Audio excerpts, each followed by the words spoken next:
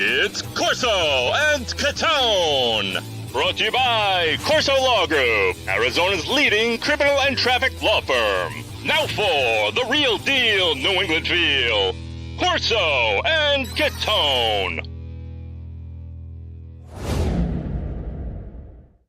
Welcome into Corso and Catone, the real deal New England feel. I'm Corso. Catone is here looking very tan, Mark. Very tan he's looking. Very tan. Listen, a little bit, just a little bit. But Catone is here, and Joe's with us in the booth, and you are with us, of course, on YouTube, listening on iHeartRadio, Apple Podcasts, 790 The Score. And, hey, we want to hear from you. You can give us a call and Heated Hotline. Let us know about Mark. You look like the commercial for, you know, what's the name of the tanning oil? You know, does anybody use that anymore? Tanning oil? I don't know what. Well, you're supposed to use that 60 SPF sunscreen to protect yourself from the sun. I forgot to use it. I still use the baby oil like the 70s, like the 1970s. You know whatever you use, Mark, you look fantastic. So we want to hear from you in Heated Hotline, 855-313-PATS, P-A-T-S. Give us a call 24/7. Leave us a message. Have a take. Joe's going to pick it. Let it be yours. Or you can email us in our mailbag, corso.catone@gmail.com. So, gentlemen, Joe, we know how he's doing. I mean, oh, yeah. How are we feeling? We had looking good. We're doing all right. Yeah. Everybody liked that Brady episode that we played last week. That was good. That was good. They did. That was a good episode. Enjoyed it. I enjoyed listening to that. So, and we got a good one tonight. We're going to go into the Pats Nation, talk a little training camp, and, of course, Catone's comments. Never want to miss that. And we're going to hear from one of you in Heated Hotline. And, of course, Yankees versus Red Sox coming out of the All-Star break. So, guys, we're into camp, Mark. Listen, finally, training camp. Our first preseason game is next week, Chris. That's right. Next week, Thursday, Carolina Panthers. We see, at least we'll see some real game action. That's right. And I know you want to see the coaching. Oh my God. Well, we got a lot to discuss there. We got some ups, we got some downs, we got some observations. We're going to bring in the nation now, Pat's Nation. Joe.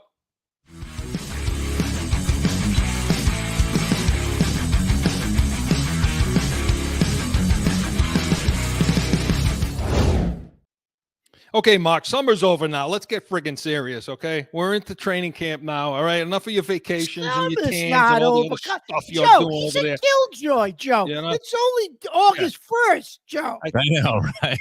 I think you've been on vacation too long. So let's get back to reality. And the reality is they're about what? 6? We're recording on Thursday, so we're about what? 8 practices in, something like that. About 8 practices in, yep. So I want to talk about the observations. You know, what are you seeing? You and I talked a couple of weeks ago about what do we expect? What are we looking for in camp? You know, and a lot of things you were looking for are, some of the offensive things, some of the, who's gonna pop, who's not. Yep. What are you seeing so far generally? Well, Chris, I think generally on the offensive side of the ball, I think the 2 rookies, we'll start with offense. The 2 rookies, Chris, I think look really good. Baker and Polk. I think this kid Polk, I told you, I thought he was a good pick. I know we both like McConkey in that position. I get it. Yeah. But when they took Polk, I told you, I think this kid is a player. He's showing, Chris, like he's got a lot of potential, and so doesn't Baker, the other, the 4th round pick. So that's encouraging, quick, that both those guys are showing up in camp, and they're playing well. So I think that's a good thing, the other guy, Chris, on the defensive side of the ball, just quickly, is I guess Keon White is having a phenomenal camp. Like he's just blowing by guys on the edge. They're moving them all over the defensive line. Like Keon White, Chris, you thought could take a step year 2 and possibly become a dominant player. He may be doing that, Chris. And I'm going to wait to talk about the quarterbacks. Let's wait. Let's not talk about that. Listen, hold off on that. Don't worry. We're going to discuss Chris, the quarterbacks. The other one thing I do want to say is, do we just release Juju Smith-Schuster now? Like, what are we waiting for? Listen, you don't even hear his name. Yeah, look, and Mark's right. We're going to talk a little bit about some of the quarterback stuff in the second half of this segment because we got to devote some time to Drake May. But yeah, listen, it's exactly what we talked about. It's exactly what I told you about Smith-Schuster. He's done. It's enough now. Now, I mean, they're going to hold him in. They're paying him $6 million. I think they're just fishing against the cap. They get somebody to give you like a 7th round pick for maybe. I don't know. But he can't possibly make this team. No, he's going to get rid of He'll be one of the cuts. I'm going to push back a little bit on you with the 2 wide receivers just a little bit because okay. I agree with you with Baker. Now, you said it. You and I both talked about the fact that we thought Baker may end up being the better of the two. Not the better, the more explosive of the two, the bigger playmaker of the two. Yep. Okay. And so far you've seen that in camp. Yep. He's great on phase balls, downfield balls, 9 routes. He's going up and over your guy a couple of times. He has. Gonzalez for catches. Now he's not on one-on-one. No. But, yeah, no. A couple of one of them was one-on-one in the end zone. He went right over him for a touchdown. But that just shows you that Baker has potential because we both think Gonzalez is going to be a real good corner, obviously. Yeah, now what I'll tell you is I don't take much. When I say one-on-ones, I'm talking straight up one-on-one with the quarterback. Quarterbacks taking the ball one-on-one. I don't think a lot out of that. But with Polk, the only pushback I give on that is if anybody was expecting, and you didn't really say this, so I'm not going to torture you about this, would he be a big play guy? This is a possession receiver, and you could start to see that now because as you'll see numbers in camp, he'll have 4 catches. He could be an 80 reception guy. That's what I mean. You'll see him have 4 catches in camp where everybody else has got 2. Yeah. So he's a guy that's going to get a lot of short stuff, make runs after catch, a lot of yak, all that stuff with Polk. So no, I agree with you in the sense that those 2 guys, are up. I see them as up. I see Schuster down, like you said, on the offense. What about your buddy, the giraffe? Listen, I'm hearing some positive. He's got a lot of positive. He's got positive reviews right now, and a lot of people think he makes this team. That he's playing really well. I'm not going to believe that until I see it. I'm not going to believe that until I see someone pressed on him and he can get separation. I was just going to say that, Chris. Until you see him in real game action. Yeah. So Butte, Chris, he had a couple of good days of mini camp, but they haven't mentioned his name since camp start, since the real camp started. No press. He's getting no press, Mark. No. So I'm interested to see if he plays against Carolina Thursday night and see what he does. So we're focusing on the receivers a little bit. So let's finish that then. So I mean, do you still feel, because look, they say Bourne's going to come back in a couple of weeks. He's on the preseason up list. I still don't buy that. I still don't buy that nonsense. You think he's going to be out the first 4 weeks, right? 4 to either 4 or the 8. Okay. I really think he's going to miss half the season. You know, in which case, so let's just let's put him on the shelf for a minute, okay? Because we know he makes the team, obviously. Yeah, absolutely. Do you still feel it's what's your do you? And first of all, do they keep 6 or they keep 5? And who are your 5 or 6? No, I think they keep obviously Baker, Polk, Douglas, Bourne, Osborne. Osborne, Chris, was the talk of minicamp, but he hasn't shown much since training camp opened either. You don't really hear his name much right now. No, but you're hearing more about him than you are Riga right now. You are. So I think Osborne makes the team. Now the 6th spot would be Butte, Riga, or Thornton. I think Riga, with the new kickoff rules, Chris, could possibly take the Slater role. So that's how he would make the team. And then it would be Butte or Thornton. And I don't know. Because they wasted a 2nd round pick on him, did they just keep him there and put Butte on the squad and hope he survives? See, I see the other way. I see it the other way. I see them looking at the kickoff, the new kickoff situation, which I think they've only shown it in practice like once. You know what they're going to be doing. Yep. I think you can put Pop Douglas there. I think you can put Duggar there. I think But do you want to? I mean, do you want to? Yeah. All right. You've experimented with some other guys that can for sure go there. Okay. You know, and so I don't know that you're going to keep. I don't know that Riga's going to make this team. Because of that. And so to me, the one that's going to upset us, and I have a feeling it's going to be Thornton, and Butte's going to get whacked. That's too bad, because I'm going to tell you something, Chris. I guarantee, I won't guarantee it, but I wouldn't be shocked if Butte catches on with another team and plays and makes it. Because I'm with you. I still feel like he's got something to show. I really do. So we'll see. So some of the other guys that are up. Let's talk about the offensive line, because Mark, they're playing. Listen, they're playing surprisingly well right now. They're dominating. They're having their way with the defensive front. We'll get to the defense in a second.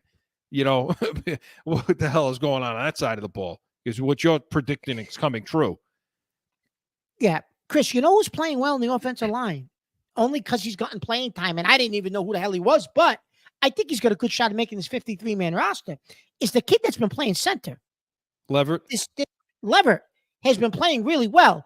Well, he's had to, because Andrews has been out. I don't know what's wrong with him. Andrews has been out, and the backup, Jake Andrews, has been out. But this kid Leverett, Chris, at the very least, I don't know if you can open him up to a practice squad, because he may not clear. This kid's got a shot at making the roster. I think he's a guy that'll clear, and I think it's going to determine a lot about what the other Andrews happens with him, the backup.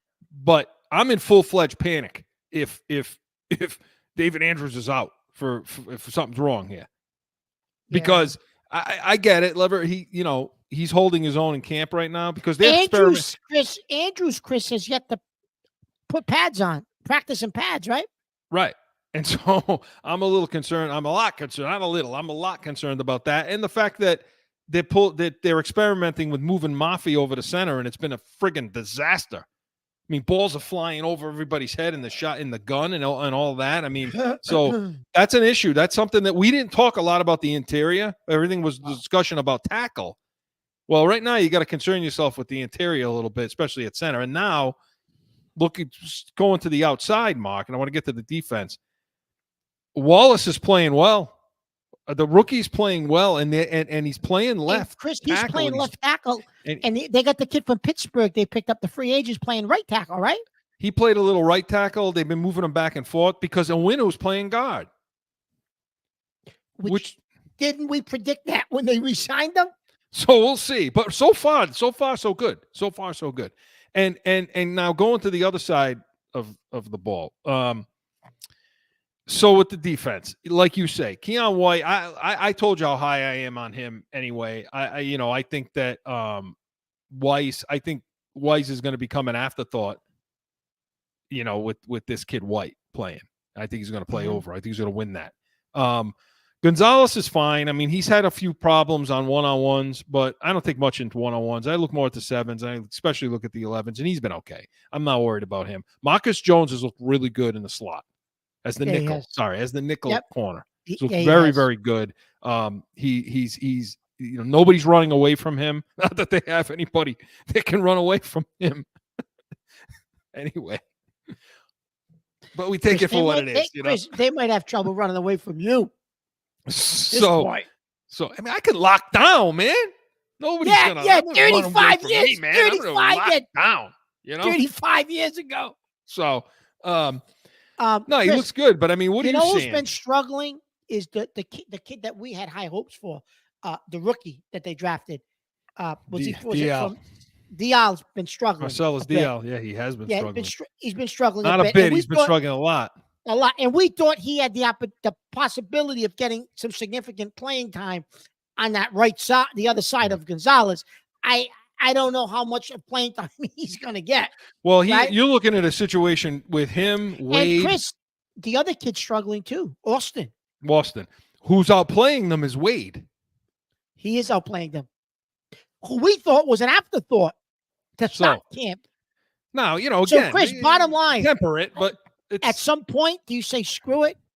What's it going to take to bring you in here and call up Gilmore? I think you have to at some point. You might have to, Chris. I mean, I just feel like that other boundary corner. I mean, okay, the plan's probably going to be to put Jonathan Jones there and put the way Marcus Jones is playing, put him in the slot. Kick him outside, Jonathan Jones. Yeah, but I don't want that to be. I want somebody to emerge. I want somebody, either Austin, Wade, DL. I want somebody to step up and be that other boundary corner. Is what I want. Or you're right. Go get Gilmore. And then the last thing I'll say is Mapu hasn't been out there. I'm a little concerned about that because I'm relying. I'm counting on a lot in box for him because I think Peppers is gonna. I don't know, but I think Peppers is gonna play a lot of free this year. Yep. Okay. When they've been putting him back there, and Schooler has been playing back at free safety too, and they're raving about him. All right. Well, Chris, he's back in his natural position of safety. But listen, the one thing I can say about Schooler is he is an athletic guy, Chris. He's very athletic, so he can probably move back there and get into the positions he needs to be. Now, whether or not he can read things and understand what he's seeing in front of him, that's a whole nother issue. I don't know. You know what I mean? Yeah. But he's an athlete. He is an athlete. And so, and I want to talk about, we need to talk about the defensive line right now. And, but on the other side, we're going to talk a little more. We're going to talk about Judon. We're going to talk some of this Barmore stuff. Let's save the defensive line for the second half of this Pats Nation segment. Okay. What do you say? That sound good to you? No, that sounds good to me. I know you're dying to talk about Judon. Yeah, well, this portion of the Pats Nation, I'm sorry, this portion of CORSO CATONE is presented by the Pats Nation, Sundays, 8 to 9 a.m. Eastern. Make sure you're tuning in. It's going to be basically the first Patriots pregame show of the day on the same network, 790 The Score, and all the outlets. So make sure you're tuning into that. Here we come back. All of that about the defensive front, but we're going to get into Drake May and the quarterbacks. No flipping. Sundays are for football, and here in New England, that means it's the Pats Nation with CORSO and Catone. You have the worst wide receiver room in the National Football League. This is why the Patriots need us in the draft room. Let's see what the Pats Nation thinks about that, Mark. Starting June 30th, Sundays, 8 to 9 a.m. on 790 The Score. Back in with more CORSO and Catone, the real deal New England feel. All right, Mark. So, Joe, I'm getting confused over here. We got 8 shows we're doing. Right? Confusing. Joe doesn't know when he's coming or going over there, Mark's real confused. Look at the tan, though. Listen, I'm impressed. Yeah, you like my shirt? Did you lay out in the backyard or something? You like my shirt from the Hall of Fame ceremony? I know, I like it. What do you mean like it? I got one too. I had it on last week. I wore it first on the show, so that's you did. All right, so listen. You should be wearing like a flowered Hawaiian shirt, but yeah, I should be wearing a Tommy Bahama shirt, Joe. At this point, right? Jimmy Buffett. He's still in vacation mode. I'm telling you. Maybe listen. I just gave them a plug. Maybe they'll sponsor us, Tommy Bahama. Okay, well, get your head out of your ass and get you back from vacation. Let's start talking about the quarterback now. All right, so. Okay, let's get into Drake May. All right. So we're filming on Thursday, or we're recording on Thursday. He had a good day today. Okay, following some pretty bad days. So what's your take on May right now? All right, listen, Chris. I'm a little. Listen, this media in New England has nothing better to do but to just grab onto things. And I heard people the last couple of days, I'm having nightmares of Mac Jones and all this craziness. Listen, temper it down, cool it down. They drafted a 21-year-old quarterback. He's a kid, 21 years old. They knew what they were drafting, Chris. All the stuff they're talking about this week, his footwork, getting him in and out of situations, checking down, doing that. Listen, they have no intention of playing him, Chris. That's why they gave Jacoby Brissett $8-9 million. They knew what they drafted. They drafted him with the fact that he's 21 years old. Yeah. He's going to learn. They're going to groom him.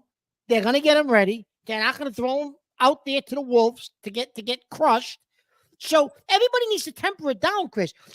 2 years from now, if we're seeing the same thing, okay, then he's a bust. That's a problem. But I don't think you're going to see that, okay? But the Patriots, Chris, in their defense, and you and I have criticized this coaching staff from the beginning that they've put together.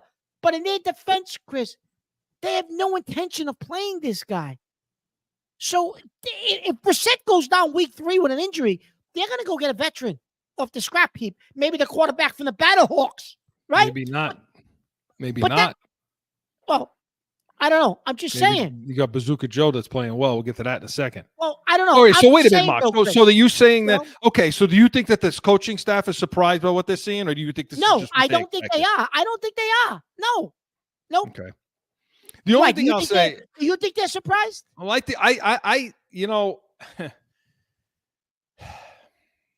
I don't know. I don't have a lot of faith in this coaching staff. Okay, right now, I don't have a lot of faith right now, and so they shouldn't be surprised. Let's just say that they should not be surprised, and maybe they're not, and that's fine. The only thing I'll say, look, these are all things that you and I talked about when they were going to draft him. We went out through our draft show, and we went through our breakdowns of these quarterbacks, Williams, Daniels, and this guy, and May. These things that we saw in the games at North Carolina, they're all coming to fruition now. We knew this was coming. Look, he's doing what he did at North Carolina. You know, first of all, the system, okay. And now understand something. We're not being apologists. We're not. We don't apologize for anybody. We'll rip his ass out when we need to. But at the moment, here's what I see. Look. He ran spread offense at UNC, and they weren't very talented, and the coaching staff wasn't very good. Okay, they ran a lot of spread. This is completely different. This is under center, play action, zone runs. It's a completely different offense to begin with, which requires different footwork. It requires different reads. It's got you under center going back and not being able to read as in the gun, where you're on your spot already. And so, yeah, you're seeing footwork issues where when he gets to his spot, he's okay. But then when he has to get off his spot a little, you start to see the footwork issues. And you see him while he's dropping back. But part of the scheme is the issue there. So he's trying to get that down. We watched that Clemson game that he played, Mark. Okay? This is where all these issues came up. You saw it in that game. The operation. They must have had like 7 false start penalties. Like they couldn't get in and out of the huddle right. North Carolina. And that's what's happening in practice. The overall operation with him isn't good. So he's not getting him in and out of huddles. They had to rehuddle a couple of times during practice. Thank God Belichick's not there. Holy crap.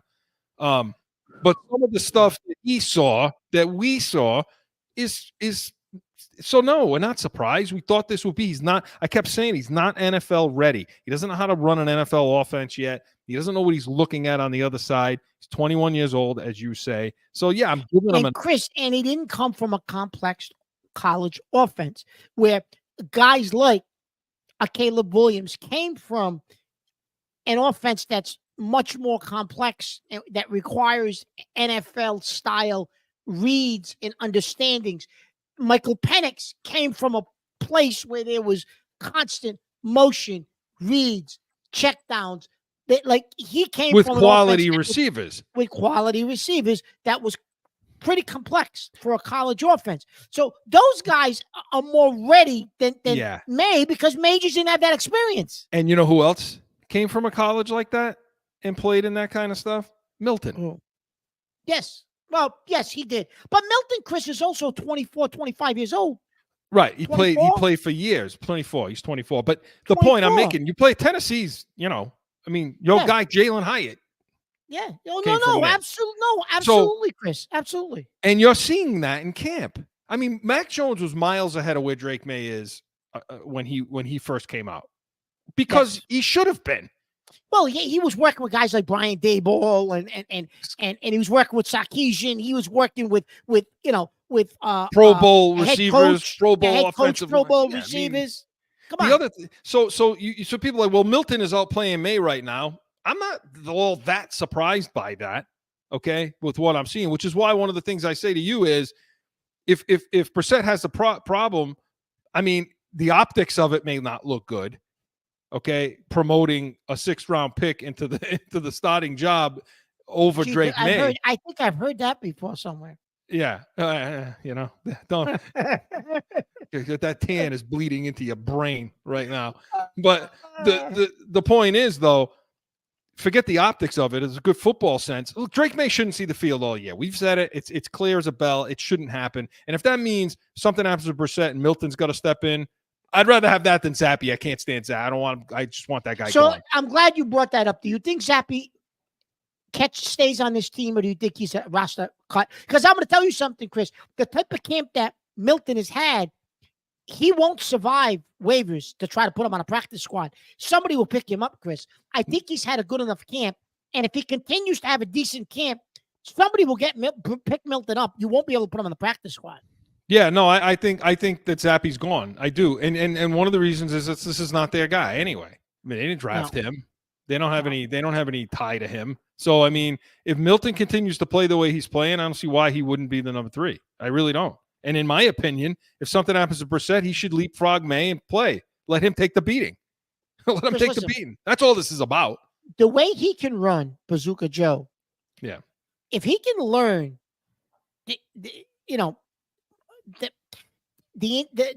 short and intermediate game and touch on the ball and different things. Not putting him in bad spots. I was reading something the other day that said 2 years from now, if May's a bust, Milton could be the next closest thing to Josh Allen. Yeah. Well, we'll see. I think that's a stretch. I think that's a stretch. But they're saying he has that type of skill set with his arm. Well, look, I don't know if that's necessarily true. As I said, it's all new stuff here. He came from a school. The competition mattered. These receivers in camp have done a good job of getting NFL open. You and I talked about this. We said Drake May is going to struggle. He's going to struggle trying to get the ball, trying to be gun shy and trying to get the ball to a receiver who's NFL open, meaning by a yard, where he's used to guys being open to him with 3 yards. Yep. NFL open is a very short, small window, and he's not there yet, which is why Milton can get it done. Brissett's getting it done, but he's not. So he should stay on the bench. He should sit in the oven. But are you concerned about him moving forward, Chris? I'm not really concerned because I expected it. So I'm not. Yeah, really so did I. Okay. Not yet. So now let's get to a little bit of we'll talk. We want to talk defensive line for the last couple of minutes we have here. First of all, so you got Bondmore now. Bondmore's got the blood clots. I fear it's a season thing. Well, that's what it was with Andrews. So I'm guessing, let's say he's out for the season, okay? Worst case scenario, because he's probably going to be, Chris. The 3 best players on this defense are him, Judon, and Gonzalez.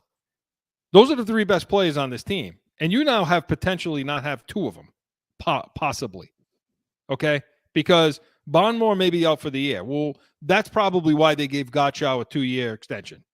Because what the hell else are you going to do? You got to make him happy and make sure that his head's on straight because you're going to need him with Bondmore out. Now, and that helps. That only helps against the run. I mean, when you go to a 3-man front, when you go to gap control, Gottschall's the guy. I mean, he's going to be in there. I mean, if you're going to play him on a 0 technique on head up on the center and have him gap control, 2 gap. Sorry. Okay. That doesn't help you with the pass rush.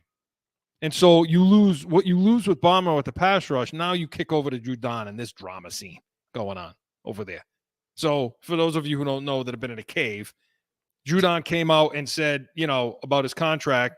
He's basically a hold-in. He was fine. Then he came out on practice, and he the first padded practice, he wasn't in pads. He was sitting on a garbage can. And Mayo, who I thought made a mistake here, went over to him, had some words. Judon leaves the field. Judon comes back on the field, gets into it with Elliott Wolf and Groh, and then leaves, doesn't show up the next day. They have it off. Today, he's back at practice. Evidently, Mayo says they had a conversation. It was good, blah, blah, blah. Mark, what happens here? Because do you need this guy? Do you have to cave to him?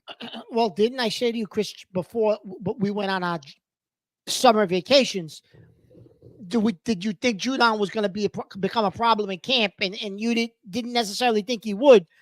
Well, it has become that, right? So here's the thing, Chris. He's 30. He's going to be 31 years old shortly. You're going to spend money on a guy that's going to be 31 years old. You're not competing this year. you're probably not competing the following year. You're not going to be a playoff team. If this is what they claim it is, a 3-year rebuild, say, okay, well, now he's almost 34 years old. So it's like you're giving him money for what? You're not contending. So do you just cut ties with him? And okay, maybe you're going to struggle a little on defense. Who cares? You end up with a top 2 pick. Is that so bad? I don't know. I always want them to compete. But look, Okay. for me, it's not my money. I don't care. I don't care. Now, it's unless it's going to if it's going to hamper you into getting guys you should be getting here. Okay, but to me, then you run the risk, Chris. He never gives you a full season. Well, that's the thing. That's the only thing that bothers me. I don't care about the money. Pay him. I care about that. But what bothers me is because you finish a year. But what else do you have? What other choice? I mean, it's not like you're going to go pick somebody up now or somebody's ready to start. To me, it's like, you know what, pay him, because to me the optics. Mayo's already. And we'll get to this tomorrow. Tune into the Pats Nation on Sunday, because we're going to get into Coach's Corner. We're going to talk a lot about how Mayo looks, because this is bad optics for him. This would never have happened with Bill. First of all, you would have seen Judon down on the practice field down below, and he would never walk up to a player and have a scene in front of the kid. The cameras running. He would have buried him somewhere. Yeah. Especially with the cameras running. So now if they pay this guy, Mark, if they pay this guy, that's a bad look. Yeah. May as well have bubbles coming out of his ears. Listen, I'm not saying they should or they shouldn't. Like you're saying, potentially they probably should, based on the way this roster is constructed with the injuries. But it's a bad look if all of a sudden now you give this guy an extension. It's a bad look. Yeah, because you handled it wrong. Yeah. If you're Mayo, you handled that wrong at the scene. At the scene of the crime, you handled it poorly. Oh, now he's spoken like an attorney. Joe, speaking like an attorney, Joe. I mean, listen, Judon's a jerk. I'm not putting him on. He's a jerk for acting like that. You want to get your money, fine, but you don't pull that kind of crap. He would not have pulled that crap with Belichick. And that to me is the story. But did you hear him after the fact, Chris, praising Belichick, how he's the one who brought me here? Yeah. Like, you know what I mean? Yeah. So this is the first chink in the armor. This is the first test now for Mayo. Let's see. So far, it's August, Chris. It's August 1st. He's already got a chink in the armor. He failed it on that day. So we'll see what happened. Tune into the Pats Nation tomorrow or Sunday, so that way we could talk a little bit more about this. But the Pats Nation was presented by CORSO Law Group, Arizona's leading criminal and traffic law firm. CORSOLawGroup.com. Allow us to be your voice. Hey, we come back. Buckle up. Catone's comments is next. So tan. No one ever thinks they'll be in need of a criminal or traffic lawyer. But things happen. Whether it's a traffic ticket or more serious issue, go to CORSOLawGroup.com and talk with these expert attorneys. Time for Catone's comments! I'm back. Everybody, I'm back. So I come back. And what is on? The Olympics. The Olympics. Oh, that's a pet peeve of mine, the Olympics. Listen, there's sports, and Chris and I love sports. And then there's, for lack of a better term, there's competition. Okay? People are watching the Olympics. Listen, basketball is a sport. There's a clock. There's score is kept. There's a winner, loser, based on the final score of the game that the players affect. Okay? Baseball, which is no longer an Olympic sport, it was the same thing. Even as crazy as it sounds, like you watch this beach volleyball, at least there's points, there's rules, but at the end of the day, there's a score. Somebody wins. Whether or not you think it's a sport or not, it is a sport because there's a score and there's a determined winner at the end based on the score. The last 36, 48 hours, all I've seen on the news locally, the gold medal winning gymnastics, women's gymnastics, men's gymnastics, they got a bronze medal. What? This Simone Biles, listen, she had some mental health issues at the last Olympics. listen, I give her credit.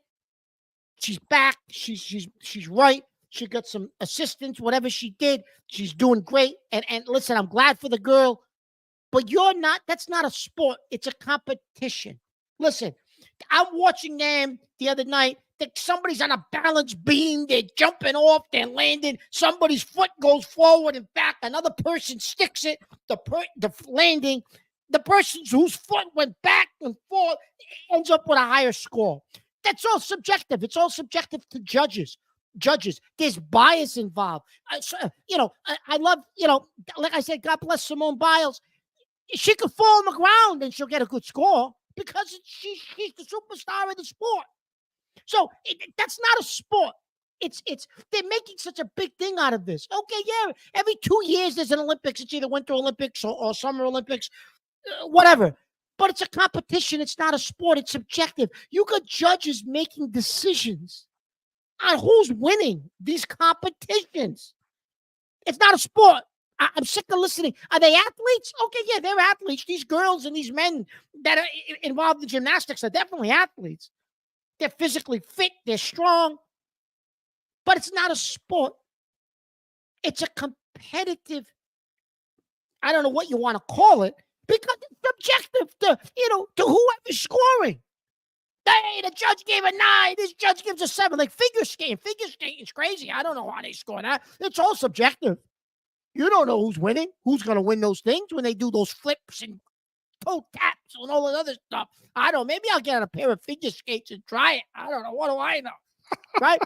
So I'll do a toe pick. What do I know? Right?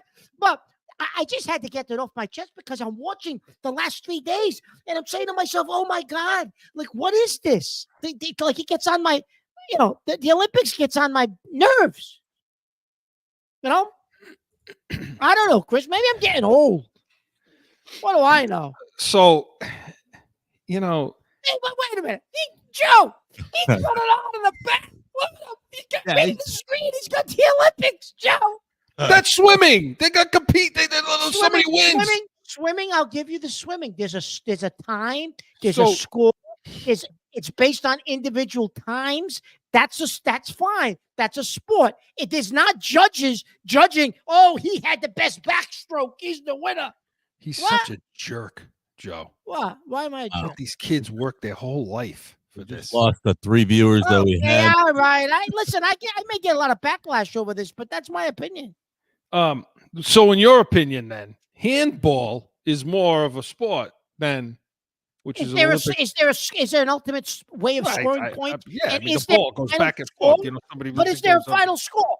Yeah, I think so. Isn't it like ping pong or something like that or whatever? Okay, so, but at least there's a final score that they determined. The two people playing against each other determine that. And then you got the guy. You ever hit a guy? I'm watching the gymnastic stuff, the floor. Oh, here we go. I don't know how they're bouncing their bodies up in the air. I know. Listen, they're athletes, Chris. I give them that. Did you hear the guy commentating it? He's got it all down. Yeah. Yeah. This is the bar where he's going to go into the triple Indy thing, and then he's going to land. And if he sticks it, he stuck it. This is what you hear, right? And that's exactly what he sounds like. Can I say something to you? You're watching. About if he can stick this routine. If he can stick the routine, she stuck it. Oh, she falls. She fell. That's a 10th of a point. That's a 20. You hear the guy saying this. That's a 10th of a point off. That's 2/10 of a point. Joe, 3/10 of a point. Stepped out of bounds. 4/10 of a point. Joe, he's watching way too much of this stuff. Way too much. It's August 1st. I mean, what do you want me to do? It's freaking. What do you want to watch? The Yankees are driving me freaking crazy. I can't. What am I supposed to watch? We're gonna have words on this later. I don't know, but when you can limit the announcers of the Olympic gymnastics, that's a problem. Yeah. He says it. He says, "Oh, she stepped out of bounds. That's a 10th of a point. That's a 10th of a point off. That's 10th of a point. That's 2/10 of a point. What the hell are you talking about? 2/10 of a point? Oh my God!" Anyway, it's not that I agree and disagree with Mark at the same time, because like these announcers, the people, nobody tells you what the points are. Why where they're making the scores, but I do agree with the subjective part. But I do feel that that's what the Olympics are about, the competition. I feel basketball should be ousted. You know what I mean? Any of those it's all a scam, all of it. Oh, big scam. But What? I mean, Okay. these competitions, You said- when it becomes like a competitive moment where someone like they're doing, like you said, triple Lindy flips, and I'm going, where did they make a mistake right there? You feel like, you know what, you feel for some of these guys though. Like that guy Brody, whatever. This dude had a knee injury or whatever, and now he fought his way back, and all of a sudden, in 1 second, he slipped his hands. He went to catch the high bar thing, and he missed it and fell. I'm like, that's it. That's it. That's it. You choke. You suck. What the hell's the matter with you? I mean, I can't say that. I mean, Well, Chris, the poor what kid. was remember the old remember the old Like setup? some of those guys in the Patriots Stadium. Can you imagine? You I'm gonna suck. wait a minute, I'm gonna show my age. It's that old adage. Remember the old lead up to Wide World of Sports with Oh, my Jim God. McKay? It used to be the thrill of victory and the agony of defeat. And they used to show the Olympic skier bouncing over the mountain, and falling over the flipping. place, Remember? and breaking every bone in their body. Yeah. So you talk about That's Topic, how old. That's Cutting how old Edge. we are. That movie, The Cutting Edge. Listen, Oh, my what a wife great loves movie that that movie. was. Loves that movie. My I wife. love that movie. That's a great movie. Maybe you should have been Is an it too? Olympic athlete. Is it too political to talk about the boxing situation? We don't want to get into that. Well, I don't know if we can get into a boxing situation right now. I don't know. It's up to you. Nah. We don't want to get political on the show, but they approved somebody to box that I guess was once a male or trans, something like that. I don't know. That's identifying as a woman and beat the living crap out of the girl from Italy. Yeah, we're not going to get into that. Too political, Joe. Too political. Joe. We're not going to talk about that. We're not giving our views on that. Let us know what you think. Topic. We don't have anybody in HR to deal with that stuff. We do not, Joe. We do not. And I don't trust him. I don't. Listen, if we get into that, we'll be calling CORSO CATONE. His hand is too into We'll be his calling brain. CORSO Law Group for assistance, Joe, if we get into that. So anyway, good stuff. Mark Catone's comments was presented by the Pats Nation, Sundays, 8 to 9 a.m. Eastern. Hey, tune in. Mark and I are going to have all Patriots breakdown, all Patriots, all the time. You never want to miss it. It's going to be the pregame show for the Patriots, the real Patriots game when it happens. So make sure you're tuning in. Hey, when we come back, we're going to hear from one of you in Heated Hotline. Maybe it'll be about the boxing. Who the hell knows? Hey, all that and more. No flipping. Sundays are for football. And here in New England, that means It's the Pats Nation with Corso and Catone. You have the worst wide receiver room in the National Football League. This is why the Patriots need us in the draft room. Let's see what the Pats Nation thinks about that, Mark. Starting June 30th, Sundays, 8 to 9 a.m. on 790 The Score. Man, they do need us in the draft room. Really bad, Mark. Really bad. No, they do. Well, listen, we're going to see how this year's draft class plays out. So we'll see. So, hey, and want to hear from one of you. God knows what this is going to be about. Maybe it'll be about the boxing, Mark. You Maybe never it'll know, be Chris. Who something knows? else. We know Joe surprises us, so we don't know. Well, let's hear from one of you. Heated Hotline, Joe. Let me cue it up. Here we go.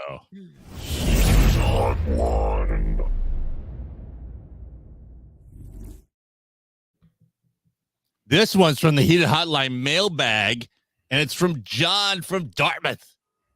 He says, so Steve Kerr is an a-hole. Oh, he is. His excuse for not playing Tatum is friggin' weak.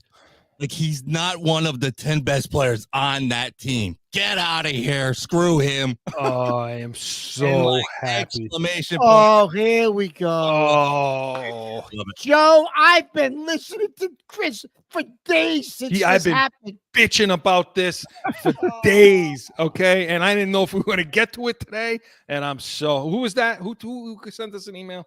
This was John from Dartmouth. Love you, John. One, but I loved it. I was like, oh, my God. I saw all the explanations, and I was like, exclamations. Sorry, I can't say it out loud. John from It Dartmouth. was awesome. Oh, I love it. I love it. I love it. Send them a shirt. Mark, send them some tanning lotion. So talking about listen, I'm glad he brought it up, Mark. This was week beyond week. Now, he played again this was the game on Sunday, the opening game. Tatum doesn't play a Yep. minute in this game. He's got his suit on, his sweatsuit on the whole time. Nothing gets in the game. He then comes back and starts on the Wednesday game. Okay. I don't know. He played like 17 minutes. He had a decent game. They're all good. So what did you make of what Kerr had to say after? I mean, tell everybody what he said. So that was a bunch of BS, Chris. Like, in other words, Kerr is saying that it was a coach's decision. It was about matchups, and he's gonna play in the next game. He decided, he made a decision based on the matchups and the players that the other. You can only play 10 guys. You can only play 10 minutes. guys, and listen, Chris, listen. First of all, He's a douche. Yes, but in 2024. Other than maybe point guard, okay, I'll give you point guard, but I think he can play that too. But other than point guard, basketball basically, Chris, has become a positionless sport.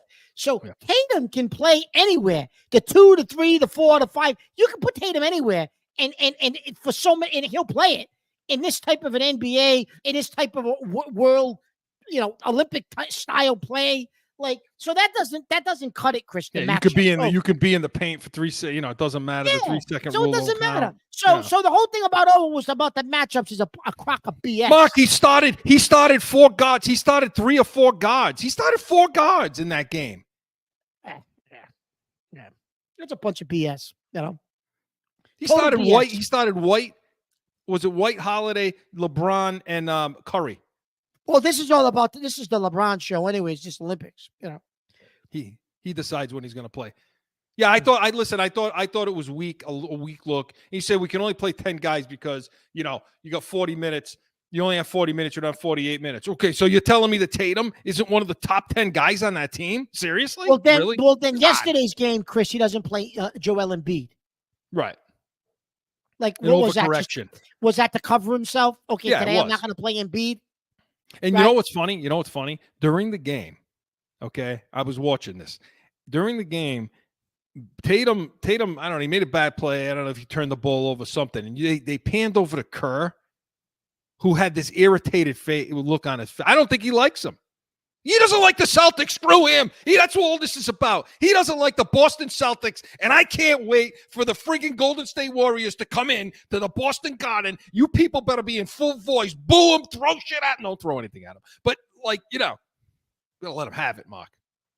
Well, I think it's definitely going to add to the fuel of that game because I don't think there's a little bit since the finals that we lost, Chris. There's a rivalry between these two teams, anyways. Not I don't want to say a rivalry, but you get up playing against them because they did beat you in the finals, right?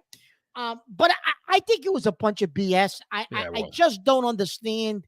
Well, listen to what Tatum said. Considering, Chris, last time they played this team. In the preliminaries up before the Olympics started, they played him in an exhibition game.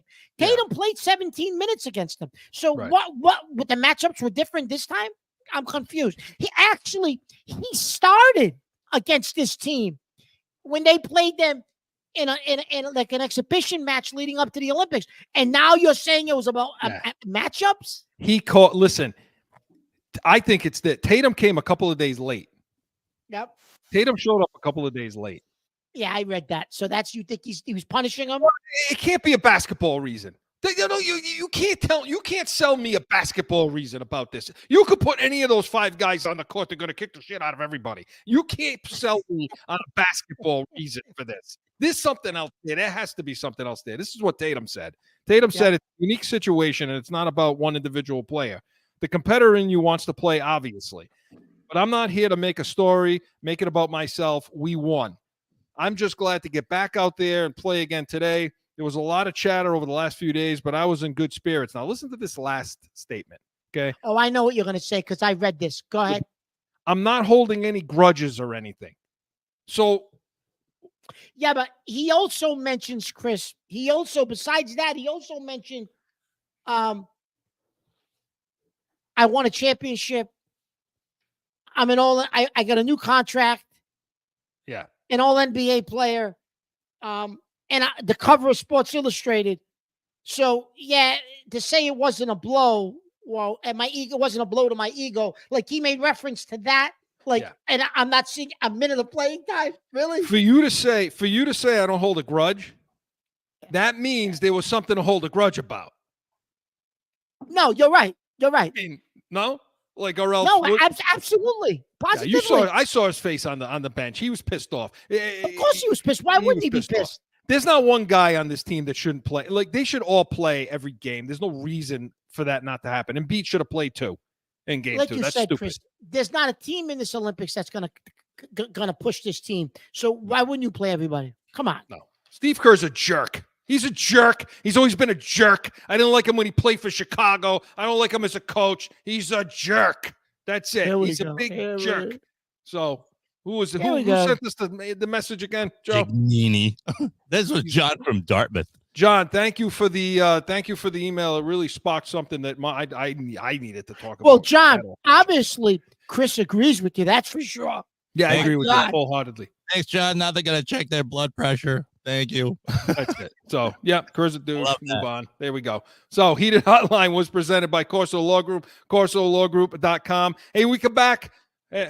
Speaking of irritated, Yankees versus Red Sox is next. No one ever thinks they will be in need of a criminal or traffic lawyer, but things happen. CORSO Law Group is Arizona's leading criminal and traffic law firm. Their 20-plus years experience and attention to detail has helped thousands of people who found themselves in a situation in Arizona. Whether it's a traffic ticket or more serious issue, talk with these expert attorneys. CorsoLawGroup.com.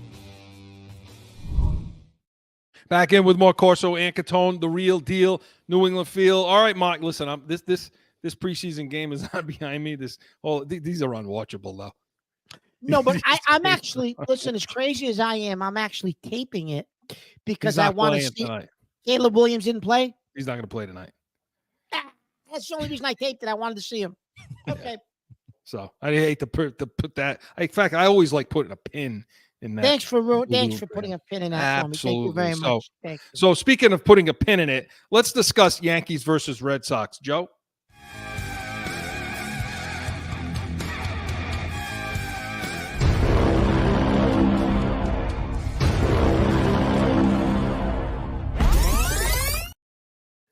So, Mark, what are they, 110 games in, something like that? Something like that. The Yankees are 65-45, which is a great record. I mean, they're 20 games over 500, right?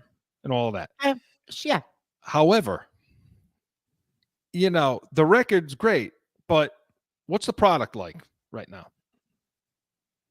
Well, they struggled, Chris, before the All-Star break. They definitely struggled. Coming out of the All-Star break, the first series out of the All-Star break, they struggled a bit. Chris, the product, they're not hitting, Chris. The last series and a half, the Philadelphia series and a couple of games against the Red Sox, I guess they hit. But that lineup, Chris, is not hitting. They're not getting relief pitching. The starters can't go past 5 innings. I mean, they're certainly not a championship. I don't think a championship team, like I'm saying World Series team. Do you think so? No, I mean, no, not and simply. I think you know how I feel about hitting. Hitting always goes in waves. It's contagious on the team. Baseball's like a very contagious sport. When one catches it, they all catch it. One way or another. So the hitting's going to come and go. The two things that are going to hold this team back are the managing of this team. Okay. The managing of the bullpen and of the starters and the bullpen. I mean, this Clay Holmes, this Holmes, look, we said it. We said this in April, May. We said, hey, look, he's getting away. Mark said he's getting away with it, but he puts guys on every single time. He gets guys on, he puts guys on, and then he sneaks out of it. But that's not going to happen forever. And now it's coming home to roost, isn't it? No, absolutely. He puts guys on base, and now guys are hitting him, Chris. You're playing better guys. You're playing better teams. And they a lot of these teams, Chris, have now seen him once, twice. Like in the case of like a Red Sox or a division foe, yeah, you've seen him once, twice, 3 times, now it's like batting practice almost. You can't play with these hitters. You can't do it. You can't screw around like that. Well, the like issue, Chris, with Holmes is he's not a strikeout pitcher. He Yeah. pitches to contact. Guys put the ball in play.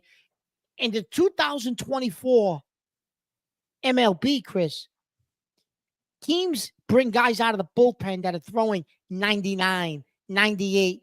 Their balls are moving. They're diving. They're striking guys out. They're not putting guys on base because they're not putting the ball in play. Guys put the ball in play too much against Holmes, Chris. That's the problem. So why the hell is he closing then? Chris, listen, that was a mistake from the offseason. You and I both said they should go get Josh Hader. He ends up with the Astros. The Astros have been surging as of late. That's who your closer should have been. I don't know why. Like, you don't have the money, really? I mean, So they stuck with Clay Holmes, and this is what you got. And I don't think he's going to do it for you down the stretch, Chris. In the playoffs, I don't think he's going to do it for you. I really don't. Not only that, okay, when we talk about bad managing, it started from the beginning. I told you in April and May, we said, it's early. He wasn't pushing his starters back then. There were games where because now the bullpen is gassed. Now the bullpen is, definitely. and at 110 games, you shouldn't be gassed yet. And they are. And the fact that he wouldn't push his start, there were games guys could have gone 110 pitches, 115 pitches. He was taking them out at like 90. He was taking them out. Yeah. He was taking them out, and his bullpen was getting beat up. Oh, they're winning games. Great. But I told you, this is going to come back to haunt them. A bad managerial move. I mean, Boone just does things. You and I were looking at that game the other night against Philly. And Philadelphia. We went into extras, right? There's a reason this team is only like 4-9 or something like that in extra inning games. And it's some of that's got to do with managing. I mean, he had a situation where you had the new Chisholm. Is that the new Chisholm? Okay. Yep. They had him on first, okay? And there was one out. Okay. So he gets the hit that drives the winning run, the eventual winning run in, okay? In the 12th inning. Boone was going to pinch hit and put Stanton in, okay? That was happening. That was going to happen. He was already in the warming up. He was already in the dugout, right? Doing this. Yep. So tell me something. Why isn't the message going to your first base coach? Hey, a fly ball in the outfield, that may get the run in because there was a guy on third, right, with one out. Yeah. Fly ball in the outfield, stay put. Don't even try. I don't care where the throw is. You're not taking second here. And meanwhile, he tries to take second. They cut the ball. The first baseman cut it, and he throws him out at second. Yep. And you take the bat. Well, you need to take it out of. I mean, Stanton ended up flying out. But the point is, with the bat, with that kind of meat coming up, pinch hitting, give him every chance. This is the kind of stuff I'm talking about. Well, plus, Chris, you're affecting the strategy of the pitcher by doing that, because now with a man on first, like with nobody on base, you could pitch around Stanton. You're pitching him differently with a runner on first rather than nobody on base, right? And now the Red Sox, Chris, made a few moves at the trade deadline. They picked up Paxton. They picked up a couple of other guys.